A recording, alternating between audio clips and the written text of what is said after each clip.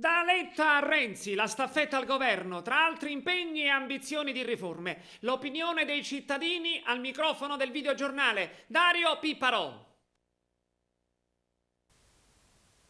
Sono decisamente convinto che ci sia un cambio al vertice inaspettato, quello tra Letta e Renzi. Si tratta del terzo presidente del Consiglio consecutivo, non legittimato direttamente da scelta popolare, anche se Letta di fatto ha rappresentato il PD, vincitore delle consultazioni, nonostante il candidato premier fosse per Luigi Bersani. Prima Monti e adesso Renzi, e qui si pongono più quesiti. Cambierà concretamente qualcosa? Si compiranno le riforme tanto propagandate? Ci sarà quella accelerata che possa ricongiungere la gente ai vertici della politica? La risposta la lasciamo esprimere ad alcuni cittadini di Agrigento. La cosa cambierà?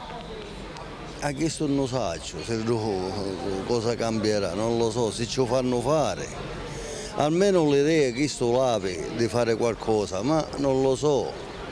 Quindi secondo lei può essere meglio in prospettiva? Dovrebbe essere meglio, ma bisogna vedere se ci lo fanno fare, che Ducati ci chiedo. Speriamo che glielo fanno fare. Lei pensa che glielo faranno fare? Ma non lo so, c'è tutto da stare a vedere. Cambia niente. Non è fiducioso? C'era motivo di cambiare? E con l'appoggiavano a Letta? È stato un errore secondo lei? Perché l'hanno fatto? Ah, non lo so, che sono un sogno un politico io. Interessi secondo lei personali? Penso di sì, tutti interessi sono. Tutti parlano, si sciarriano, tutti la stessa lingua, tutte cose, ma però alla fine Napoli siamo chi di ci piangiamo. E con l'esperienza di tutti questi anni, se uno non vede i risultati non può dire niente, perché ogni volta si cambia e si crede che è meglio, uno crede meglio. Invece poi abbiamo visto i risultati che non ci sono. Non ha più fiducia quindi? Ma finché non si vede qualcosa di buono, di positivo, poi uno dice vabbè, ha fatto bene, ma finora... Secondo lei invece c'era bisogno di cambiare? Ma per me le cose sono andate sempre male, ora non vediamo se cambieranno con questo regno. Questo le posso dire. Quali sono le sue sensazioni? Ma come giovane può darsi che farà qualcosa di meglio. A lei piace Renzi? Una volta, ora no. Non ha fiducia in questo cambio al governo? Nessuno abbiamo più fiducia, guarda, con quello che sta succedendo siamo tutti allo sfascio. È stato un errore quindi cambiare secondo lei in questo momento? Non lo so, forse una lezione si doveva andare. Ci vorrebbe accorciare gli stipendi a loro. Non cambierà nulla quindi secondo lei? No, Grillo sì. Ma a me non piace niente, speriamo che fa qualche cosa, perché troppo in terra non potevo mangiare per non avere tempo, dicevo va. E lei ha fiducia che cambi qualcosa? Ma speriamo, giusto che è giovane, con questa autonomia. Renzi al posto di Letta, la convince questa soluzione?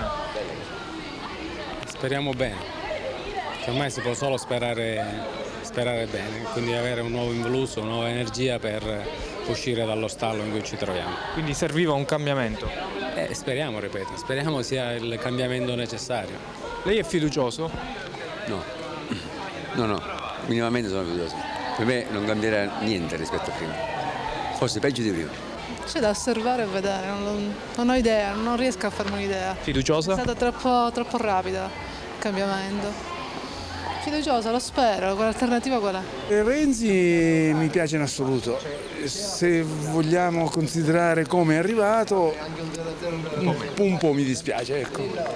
Lei è fiducioso comunque per il futuro? È l'unica cosa che abbiamo ormai, l'unica persona su cui sperare. Anche secondo lei signora? Sì, abbiamo la stessa opinione. Io presumo che ci sarà un altro anno e mezzo di chiacchiere, sempre a spiazzare le persone, pagare solo tasse a volontà, perché con Renzi o con Letta non cambierà niente.